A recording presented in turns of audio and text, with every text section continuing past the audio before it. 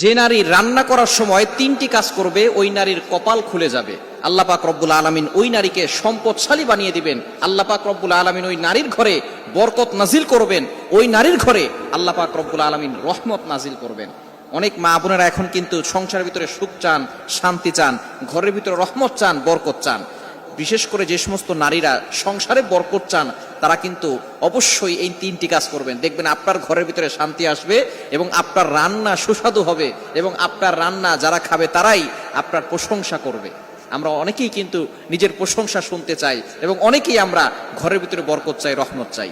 এজন্য আমরা এই তিনটি কাজ করব।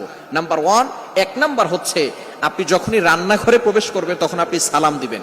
মনে রাখবেন রান্নাঘরে কিন্তু চুলা আছে। এই চুলা, গ্যাসের চুলা বলেন আর যেই চুলাই বলেন, এই চুলা থাকার কারণে যখন আপনি রাতের বেলা সেখানে থাকেন না, এখানে কিন্তু জিন জাতি থাকার সম্ভাবনা আছে।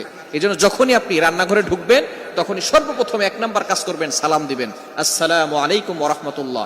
কেউ থাকুক আর না থাকুক, ঘরে যখনই প্রবেশ করবেন, যদি ঘরে কেউ নাও থাকে তারপরে সালাম দিবেন, কারণ ঘরের ভিতরে অনেক সময় শয়তান থাকে।